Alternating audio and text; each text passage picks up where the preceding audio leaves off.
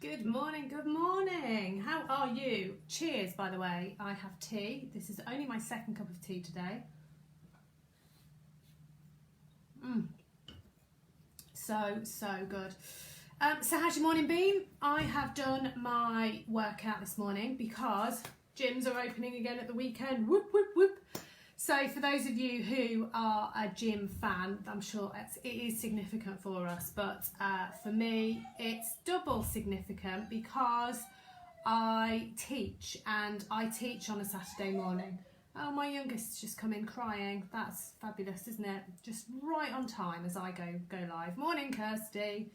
Yeah, apparently my husband's going to deal with it, who's also on a call at 10:30 as well, which is brilliant, isn't it? Yeah, I teach at a gym on a Saturday morning, so I literally had the note to say I'm being unfurloughed. They're taking me off furlough as of first thing on Saturday morning, and literally I'm going straight in and teaching. So I thought, heck, I better start doing my routines again, so I feel like I know it, because there's going to be massive nerves, isn't there? It's going to be like going back to school again, and yeah, first day back to it. So I did that this morning, which was great. It felt good. Kids are obviously not harmonious, but there we go. So how are you all? Morning, Emma. Morning, Zosia. I hope I'm saying your name right.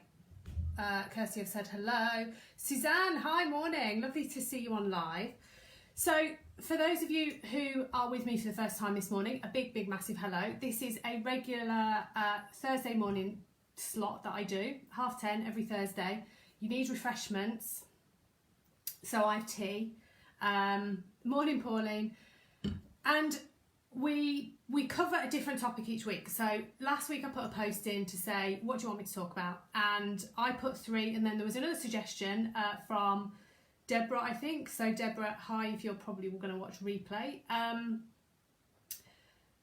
it's really just about having a little bit of a chat, and the more that you join in and ask questions throughout, make observations, the easier it is, because literally it's a really weird thing. So I sit here right now with a big screen on my iPad, and I can just see myself, and then I can see your comments popping up in the corner. And if I feel like I'm talking to myself, Zosha, right, I've got it now, Zosha. Morning, Rosanna. If I feel like I'm talking to myself, I can end up going, and it's a bit flat. But if you talk to me and I know that I'm actually talking to someone, I will feed off your energy. So it's all good when you ask me questions. When you have these little conversations between yourself, I love it. It's brilliant, and it literally will fire me up for what we're going to cover. So today, it's all a bit serious, today's topic. There's another couple of topics that got quite a few votes, so I'll pen them in for the next couple of weeks as well. But this week, it was the late edition from Deborah of Imposter Syndrome that got the most votes. And then I think next week is going to be client retention. So quite practical next week. But this one's all about the kind of the headspace, isn't it? It's all about how are we feeling about ourselves? How are we feeling that we're showing up in our business? How do we act and behave when we're doing the thing that we've chosen to do? So today's it's kind of digging deep, and it's having that internal view of ourselves, and admitting when these things come up as well, which isn't always easy. But I've recently shared quite a few stories about times when I've been hit with the self-doubt and this isn't right, I can't do this, and actually that was really liberating. Rather than thinking, oh no, people are going to think like I'm effectively showing myself to be a fraud, it had totally the opposite effect. For me, internally, it actually meant that I could sort of just relax about it and go, yeah, I'm not feeling on top of the world. I'm not feeling like I'm totally owning this today or at the moment, and I'm going to tell you about it. And rather than then pretending, it was just easier because I'd already admitted it. It was out there, and I could just push on through it. So let's start with a quick question for you then. Who feels like they suffer from this on a regular basis? So let me just describe it while you're just giving me some thoughts on whether you do suffer it sometimes, all the time, regularly. It cripples you, it pops up occasionally. Where are you on that sort of scale? So let me just describe some of the ways that it can show up. So it probably means that you're nervous about doing a certain thing. So it can show up by you not be able to sort of take action in a certain way. So you might plan to do something, you want to do something, you have a desire to do something, but then something kicks in that holds you back or stops you progressing or says, oh, I wouldn't, or oh, you're going to look really silly if you do that. You know, those sort of inner voice, that inner critic piece. But the big factor within the definition of imposter syndrome is that it's you thinking that you're a fraud, so hence the name. So it's you almost convincing yourself that when you do the thing and you show up to do the thing that you want to do, that people are going to look at you like, well, why, you know, who's she to be doing that? Who gave her the authority to be that? She's just acting, she's pretending, she's faking it, she's not real, there's nothing behind her, there's no substance. And then you end up with that fear that someone's going to find out. So someone's going to realise that you're actually not this expert in your field, or you're not as good as you're pretending to be. And then they're going to shame you. So they're gonna out you in some hideous public way of saying, oh look, she's actually rubbish and she's totally faking it, she is an imposter. So we have fears around lots of factors of that. So we fear that people are going to find out, but then the big one for us tends to be they're going to literally expose us, because what is worse? Being exposed for something that you sort of puts you like on that, it's like the kind of public stoning, isn't it? That's the thing of the shame of it. So we're fearful of that, and then this breeds and leads us normally into inaction. And I think the consideration that, well, when you work for yourself, it is you, it is your business, you've got to show up and be who you are, do your thing. So actually it's all eyes on you. But let me tell you, and let's go back a few years, this absolutely exists in every walk of life. So when you're in a corporate role, there is hundreds of people that experience this exactly the same way, and it might even be kicked off by a change of role, perhaps some additional responsibility or a promotion, or somebody has said, yeah, they're really good at that thing that they do, so let's give them more responsibility, let's give them some people to look after, let's put them in charge of that. Well, whatever it is, it elevates you, and then suddenly you're in this position where you're thinking, well, I didn't even realise I was that good at that previous thing, and now I've got all this additional responsibility. And it can just keeps breeding itself if you don't deal with it. And that's the danger, isn't it? That it keeps breeding, it keeps breeding. So, no one's told me yet, is anyone feeling any level of imposter syndrome? Okay, Zosh is saying you started a group but not invited anyone yet. So is that I can't tell if you're answering and having a conversation between yourselves, because it just stacks them up, all the comments. Is that related to my question of who's feeling some level of imposter syndrome, sort of how's it showing up? I think it probably is. So yeah, tell me, does it feature for you, or is it just something that you're not even conscious of? But now that we've talked about it for a bit, some of the ways that it might, then is it showing up a little bit for you? So tell me, answer the question. I've got a bite, look, and I'm really resisting the urge to properly scratch at it. Oh, it's so itchy. That's because I went out watering the pots this morning. That's horrible, isn't it? Suzanne, sometimes you worry that you're going to be judged. Yeah, feel like a fraud. Yeah, okay, right, yeah. Sasha, yes, you're saying yes. Yeah, and that feeling, particularly if you've sort of got yourself to the point where you do feel like an authority, you do want to be that expert, and you want to put yourself out there as that expert, it can be a horribly crippling feeling for people then to say, are you sure?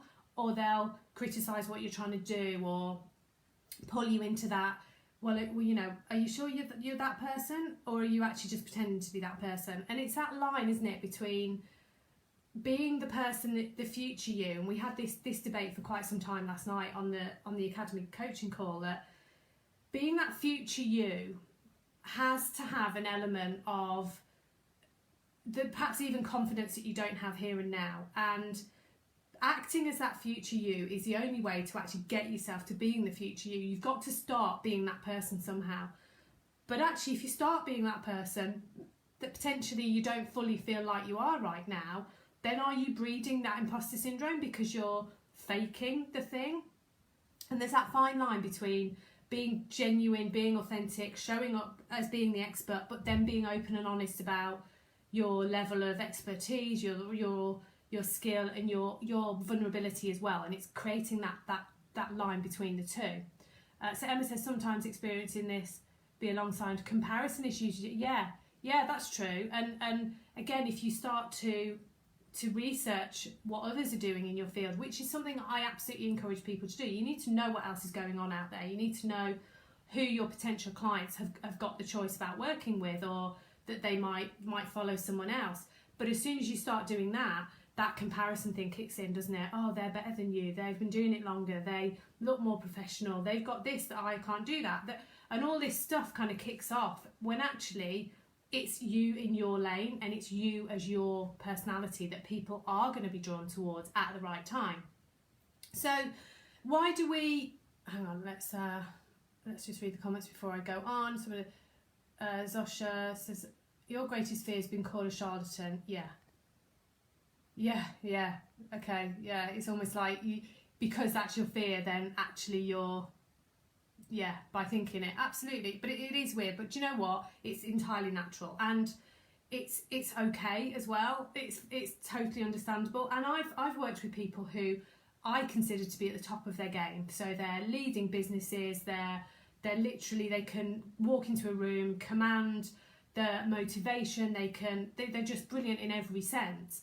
And yet actually on a personal level, they might be really struggling with this. And it's almost like they have that persona that they switch on in that mode, but then actually inside they might be somebody slightly different, but they're able to sort of switch it. And I haven't had that direct conversation, but I'm almost certain that they would be feeling some element of that imposter. And it doesn't matter what stage you're at in your life, in your journey, in your progression, in your own development, there will always be somebody that will be able to say, yes, I suffer with it, I absolutely. And you know, it comes up for all sorts of reasons as well. So why does it? Let's explore that. Let me have another slurp. Has everyone got tea? Is it tea or coffee? It's ironic really, because I've put coffee chat just because of the double C, but I don't drink coffee. My dog now wants to get out of the room, but she's not, because then when I let her out, she'll want to come back in again. Right, why do we have it? Because it's worth understanding that, isn't it? We're intelligent human beings that like to understand something before we can start to deal with it. So why does imposter syndrome even exist? Why is it there? Principally, it's there to keep us safe. It is there to keep us in a field of familiarity, keep yourself in a, well, you understand this, stay here, it's safe, it's kind of where you're comfortable. It's to keep you in that space. So where does that come from? Because I'm going to have to let her out. Can you hear her sniffing? She's like poking at the door underneath it. You're not coming back in again when you've gone out. No, go on, go away. Oh, kids, dogs, who'd have them? I am what I think I am. Yes. Oh, you're replying. Yes to Sasha, yeah. Okay. Keeping us safe. Why do we need to keep safe? And let's use one particular thing. Let's talk about this that I'm doing now. Going live on your space, be it LinkedIn, be it Instagram, whatever your space is. Let's say we're talking about going live on somewhere. So you're going to go and you're going to talk about the thing that you do. Now that is, for most people, terrifying. And you know, I can picture so many faces where I've said, do you do video, or are you ready to do video? And then like face drops, and there's like this kind of conscious recognition that it's a requirement, but there's fundamental fear, absolute fear. And imposter syndrome is a good one to use for this, because it kind of touches all the really obvious points, and if that kicks off that emotion in you, then you can really relate to it. So if I said to you, you know, I want you to do a quick little video, tell everybody what you do, why you do it, why you feel particularly passionate about the thing that you do, and share it, you know, share it out there, put it out there. So on the surface level, what can be easier and what can be more natural than talking about what you do, why you love what you do, how you help it? It's the thing that you do, let's not forget. It's the thing that drives you, it's the thing that you're passionate about, that you get up in the morning and go, yes, I get this opportunity to help these people and get my message out. That, on a fundamental level, that is a good thing, yeah? But why is it when you say to someone, but I want you to record yourself doing it, and then I want you to put it out there, suddenly all these gremlins kick off, don't they? Well, yeah, but if you do that, people are going to be able to see you, and they're going to judge you, and they're going to laugh at you, and they're not going to like what you say. They're not going to believe you. You're going to stumble over your words. You're going to make yourself look silly. You'll end up having to stop and start again. You'll blah, blah, blah. You don't like the way you look on camera. Your accent sounds really... All this stuff comes out to make you not do it.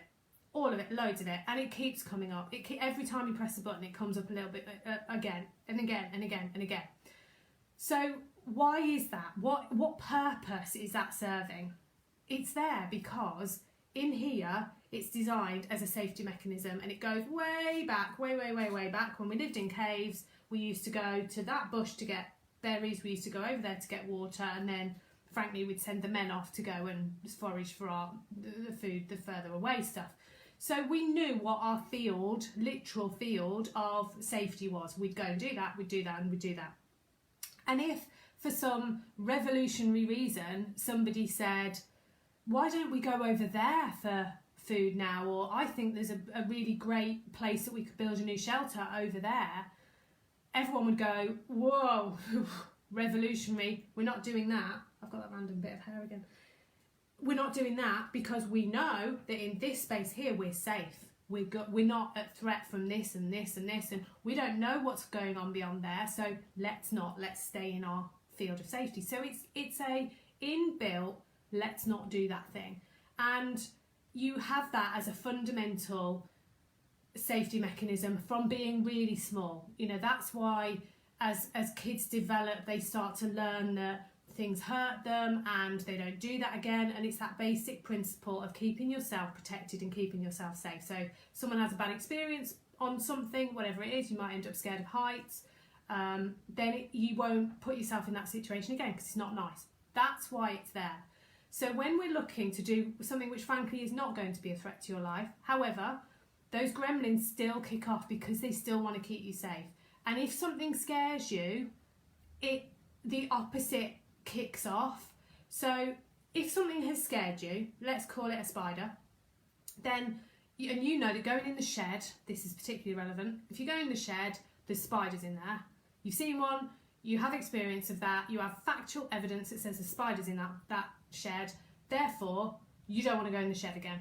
You certainly wouldn't want to go in there in the dark, and like, that's what it's there for, because you experience something negative, it kicks off a whole load of chemical reactions in your body which said that wasn't nice, wasn't pleasant, I don't like spiders, therefore I'm not going to put myself in that situation again. Why would I? So when you're about to do something which you associate with fear, so the nerves, the what if this, what if the other, then that safety thing kicks in and goes, well, don't do that then. Don't, you know, just don't, because here's where we like operating, this is nice, this is much more comfortable, so don't go and do that thing, don't press the button that says go on the live. But do you know what? The amount of times that people say it was nowhere near as bad as I thought, when you actually do it, it isn't. We are not talking about jumping out of an aeroplane without a parachute, are we? We are talking about doing something which the worst that can happen is you feel bad for a bit and you kind of press a button and you go, and nothing comes out, and you have to stop and kind of take yourself off for a minute because it was horrible. That's the worst thing that can happen. People might comment and go, what you on about? But do you know what? They're comments, and that's fine.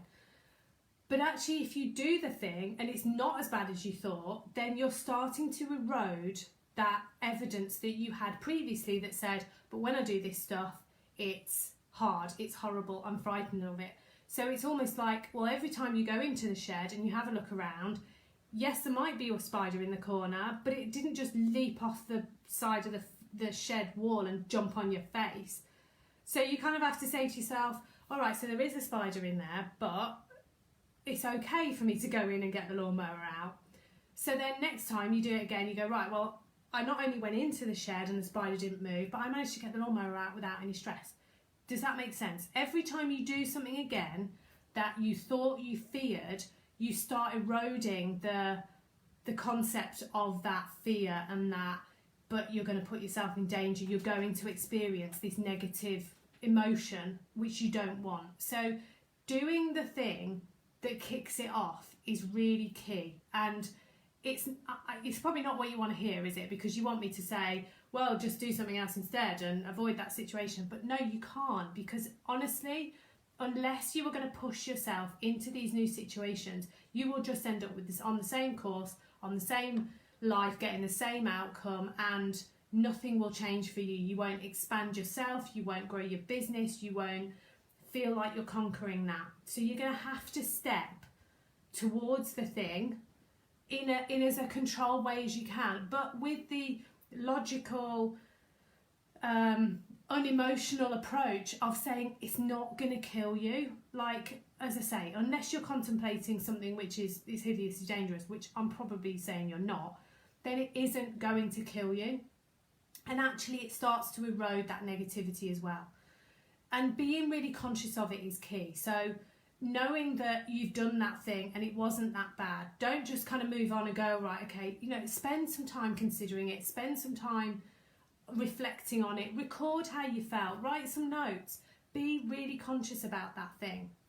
And then the more you do that, the more easy it is to step away from the voices that are saying, no, stay over here, it's safe over here, don't do that thing, and being able to move yourself into a place where you're brave and you can do it. And sometimes these things are small, they're tiny, what might to one person almost be just a walk in the park. But if that is a big thing for you, then it is still a big thing. And I'm not, I picked going live because it's quite a common, oh, I just hate it. That comes up really in, lots of times for people. So if we know why it's there to keep us safe, it's there to stop us from being put at risk and all of that stuff. We've talked about trying to get evidence, trying to prove to yourself that actually it's nowhere near as bad as you think. I'm going to try and read these comments because I've lost a few of them. Zoshi says, crazy manifesting. Yeah, okay, block. Not good enough for what? What needs to happen for me to be good enough? How will I know? Yeah, how will you know when you're good enough? Yeah. If you always do what you've always done, you'll always get what you've always got. Yes. Yeah, no, that it is that. It's that if you repeat, it is just going to repeat, isn't it? So how can we absolutely get over it? And can we as well? Let's be really clear. Can we get over it? The true answer is we can get over it to a point. We can get over it to the point of being able to take the action that maybe we're not taking. However, it might show up again and again and again and again. So let me tell you about my journey and when I feel like I've had some key points where I've had this show up. So before I left corporate, I was unofficially managing a team because my boss was absent. And then when the vacancy came up on a permanent basis, I went for the role. And I thought, well, I've already been doing it. It feels natural for me to step into it on a permanent basis. But I didn't get the job. And there was lots of reasons why I didn't get the job. They wanted to use it as a bit of a strategic appointment. They were taking the business in a slightly different direction. This, that, and the other. I didn't get it. And that massively knocked me. Massively. Because I felt like I'd climbed that greasy pole and I was at that point of doing my thing and I was doing it well. The team liked me. We were performing well. I was getting the results we needed. So I was like, oh, I didn't get it. Oh my goodness me. So then that started me thinking on all sorts of things. Well, maybe I'm not the person I thought I was. Maybe it's this, maybe it's that. To the point where I decided to part company with that business and look for something else. But of course, when I was looking for something else, I had all this stuff about, well, maybe you're not as good as you say you are. Maybe this, maybe that, maybe that. So funnily enough, a lot of those jobs I went for, I wasn't considered for.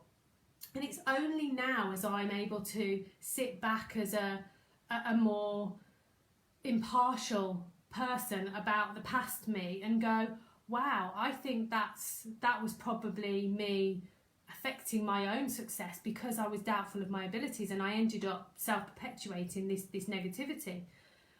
It's happened for me a lot in this role because this has been totally new for me. So absolutely, the first few times I did my lives, I was petrified, and I would go and then I'd stop and then I'd go, and then I tried pre-recording as well so that I could just upload the pre-recorded video. And still to this day, I'm nowhere near as comfortable doing pre-recorded videos as I am just chatting to you live. And isn't that weird? It's like, if I can do it live, why can't I do it pre-recorded? But I overthink it, and then something stupid comes out of my mouth. I think, well, that made no sense. So I'll stop and I'll go again because I can. Whereas at least when it's live, I have this view that it's live for the moment and it stops. The fact that anyone can watch it on replay and watch it over and over doesn't come into my head. It's said and it's done and it's gone. But literally when I first started doing lives, I struggled. I needed almost like a script. I used to practice. I used to sort of sit and have a chat with the mirror and then press and then... And watching some of those old ones now back, they're still pretty rubbish and stilted, and even though I practiced them. And then I ended up being slightly less funky about practicing, but I'd still have really detailed notes. And now literally I write a couple of things to remind me to say this and this.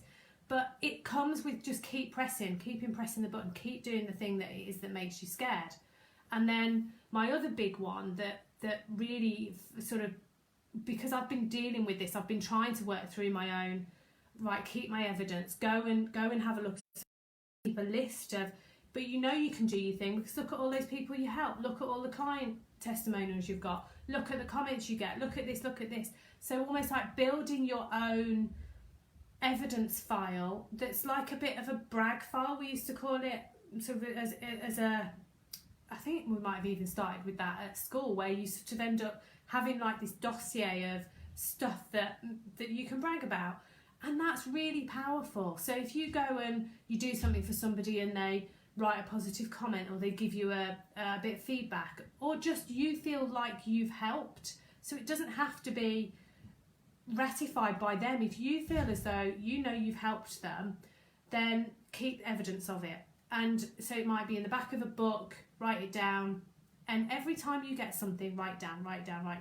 So when you get that wobble, you can go back to that page and go, yes, but look at all this evidence I've got, look at all the reasons that I know I can help and how that I have helped, and it's absolutely factually true. So the time when I felt it as well was when I was preparing for a recent challenge. Let's just check. Sound terrible. What's that from? Oh no, here we go. Know the feeling. You'd rather pre-recording practice. Yeah, there is something in that, and you know, it's whatever makes you feel a little bit better. If you've got your entire target audience watching, you launch into a drunken rant. Oh, that's not me. I'm assuming that's not me. Mistakes show authenticity. Yes, they do. It's about being naturally. You have a tendency to say a lot. That's all right. Are fine. Are quite natural. Oh no, what have I done? Yeah, we all say a lot. I think most of us say at some point. Slow down then. Don't speak as fast. Give yourself that. Like if I pause to have a little think, you don't all go, do you? It's fine to pause. I think I probably speak too fast, but I can slow down. When I get excited, I'll speak quicker. Oh, there we go. There's nerve. Every time I say I'm going to think about it now. Right, where was I going? Oh yeah, my other big one where I had a wobble is relatively recent, and I've done an advert campaign to increase my group members, to bring people into the challenge, one of the challenges that I did recently. And I woke up one morning, did I say then? So bad. I woke up one morning and I was going to, oh yeah, look, I can't stop myself now. Suzanne, what have you done to me? I'd got lots of actions to take during that day, which was to build up to the challenge, get my preparation done, checked my numbers, and I'd suddenly got 150 people registered, and it had sort of come out of nowhere. So it was like a gradual little drip feed, and then whack, it had gone really high. Now, that 150 people, as far as I was concerned, now had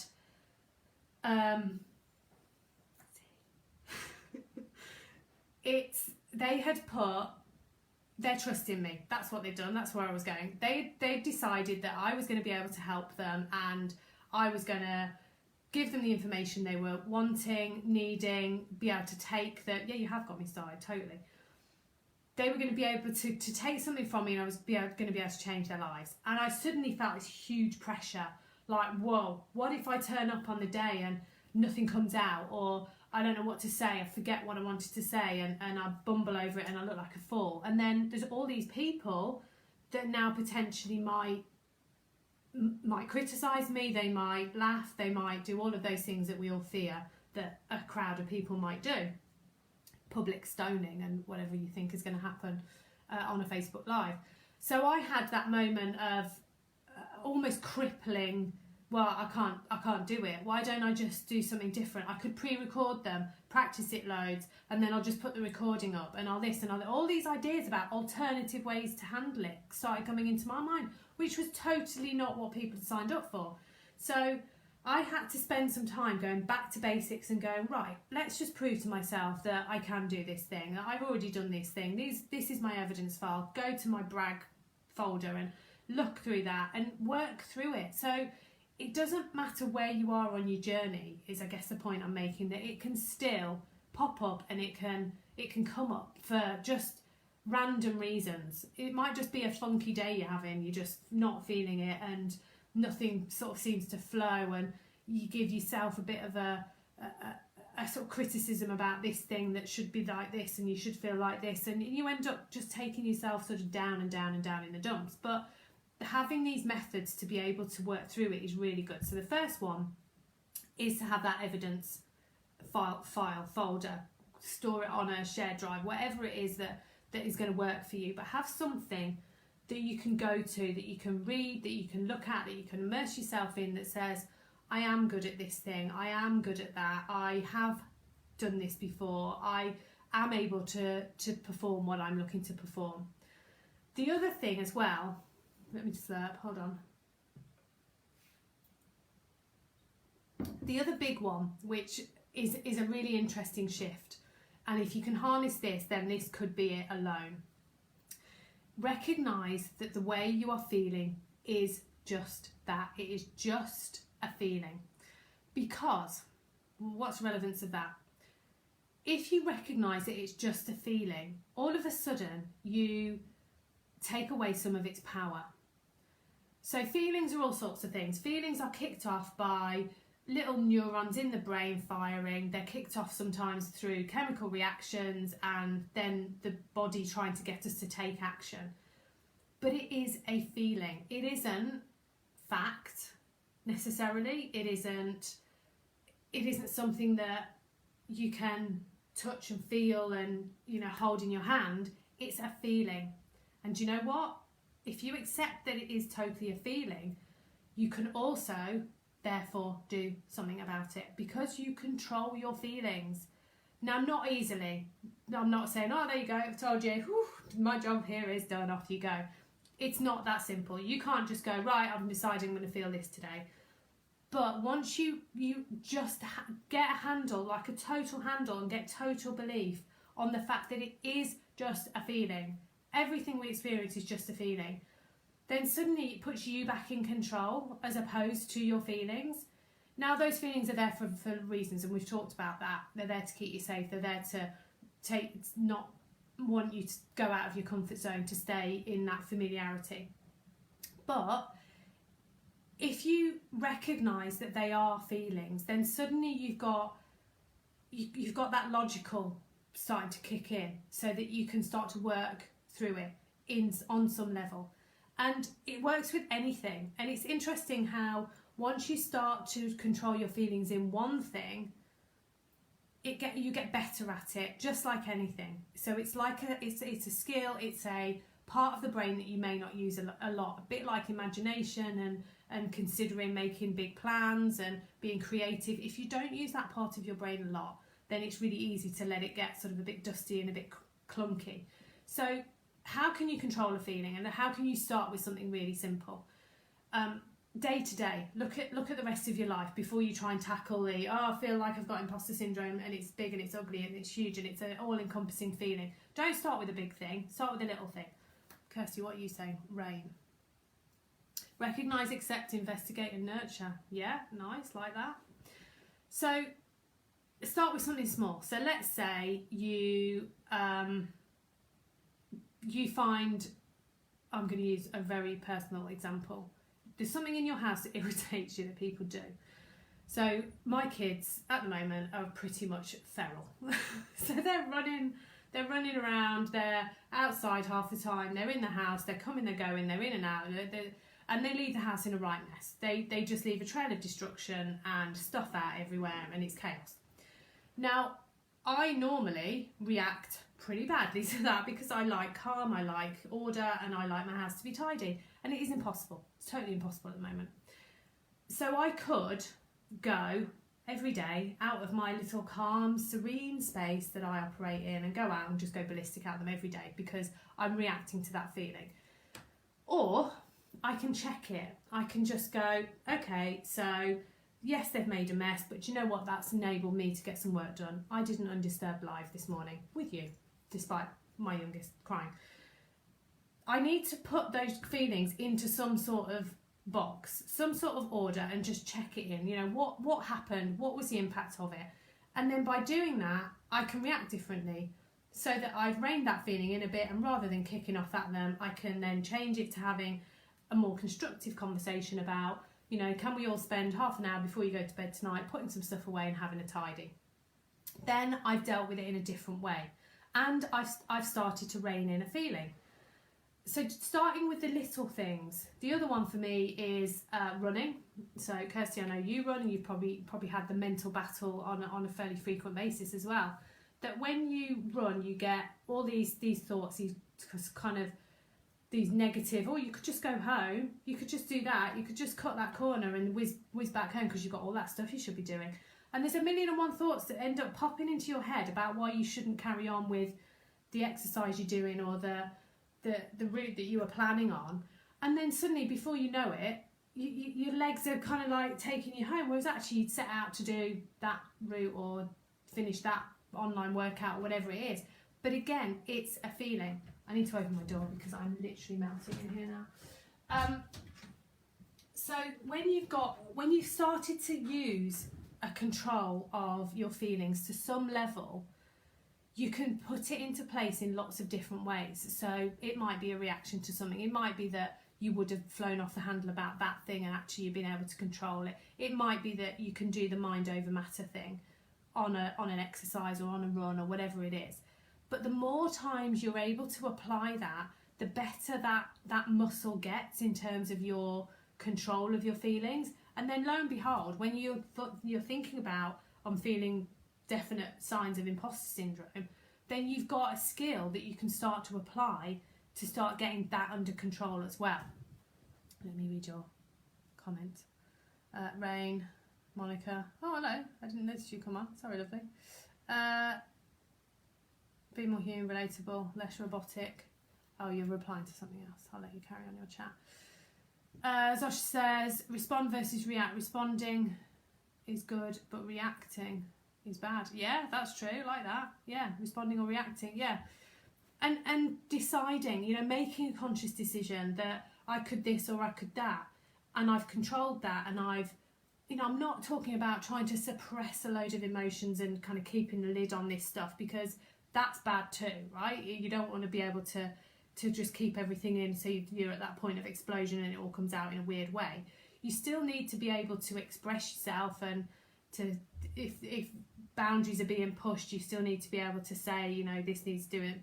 But it's how you do it, isn't it? It's being able to just say, this is something which I'm experiencing, I'm feeling this, but instead of doing that, I'm going to do that instead. So when you've started to build that practice of doing that on a regular basis, then when it comes to the bigger stuff and keeping yourself in a positive frame of mind and still taking that action and pushing yourself through it, it becomes easier because you've been practicing it. And that's probably why I'm getting hot, because I'm drinking tea.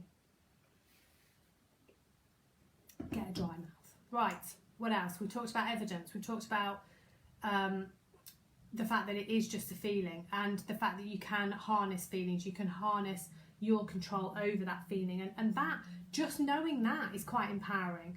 so that when it turns up and you go, oh no, I've got that thing again, that means I'm not going to be able to this, and well, no, actually you can choose. You know, from here on in, you can choose whether or not you're going to let it control you, let you become resigned to not taking that action and doing that thing. But it's up to you. It's always up to you. So then the last one is around some support.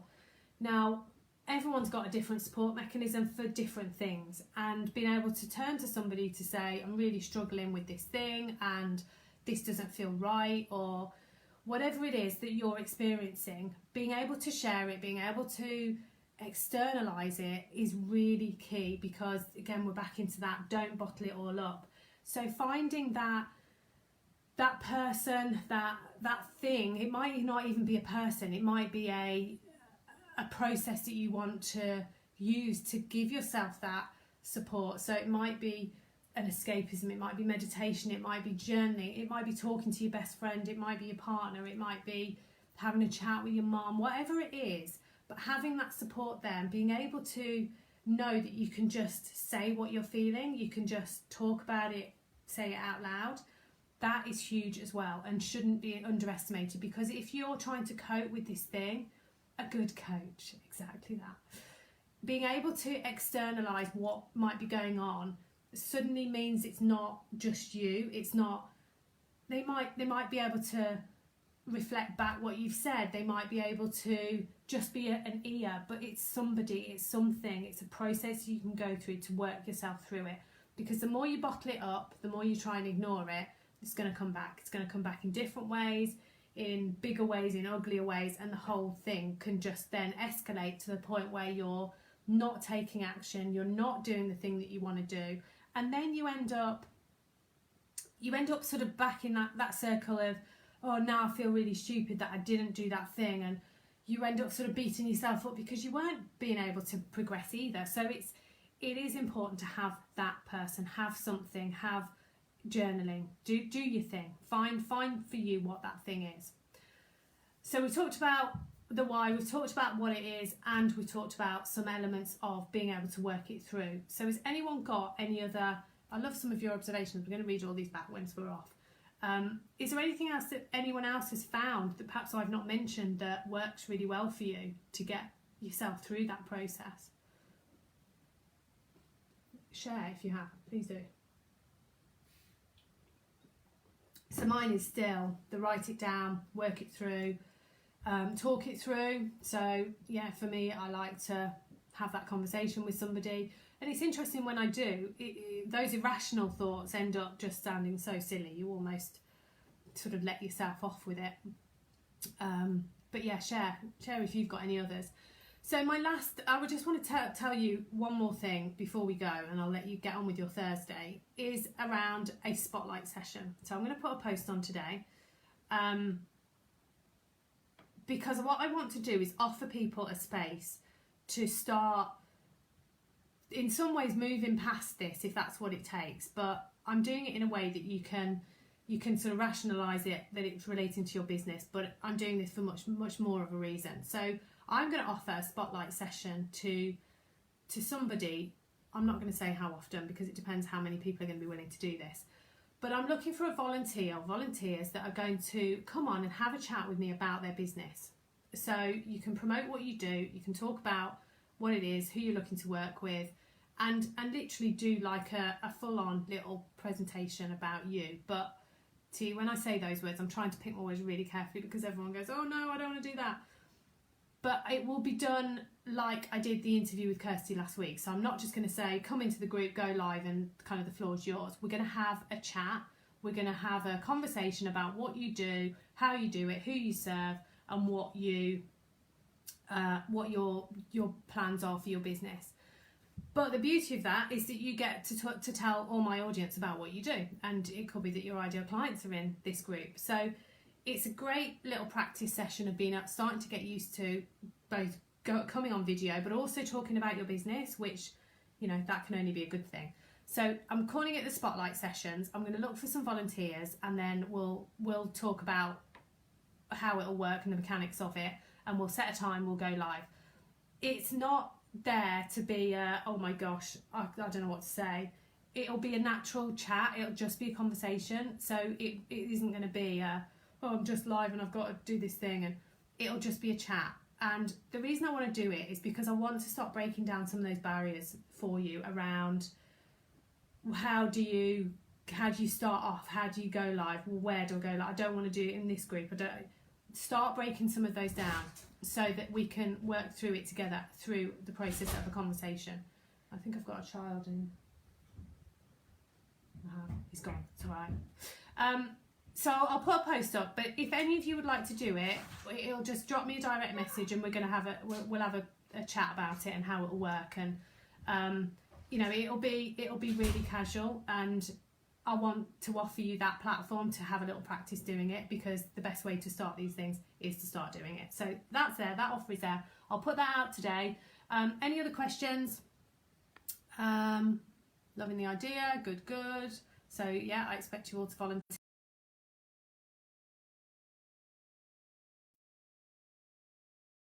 To do our chat last week.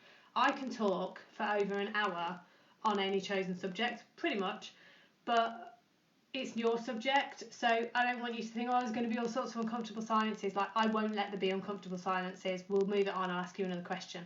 So it's a two-way thing, so I don't want you to think, oh, I wouldn't know what to say. And do you know what, if it's 5 minutes and you've had enough, then we'll end it. So it's totally, you know, it's totally for you. So how many volunteers? Do you know what, as many as I can get, because literally I'll do them periodically. I won't like cram 5 in a week and do them daily, but if I get 5, we'll just do them periodically over time. So oh, have I gone? I did go a bit shaky, didn't I? Okay, I'll leave you now. I'll put the post out on the Spotlight session shortly, and then you can drop me a message and we can talk about how we're going to do it. Go and have a great day. Thank you all for being on live, and I will see you all really soon. See you later. Bye.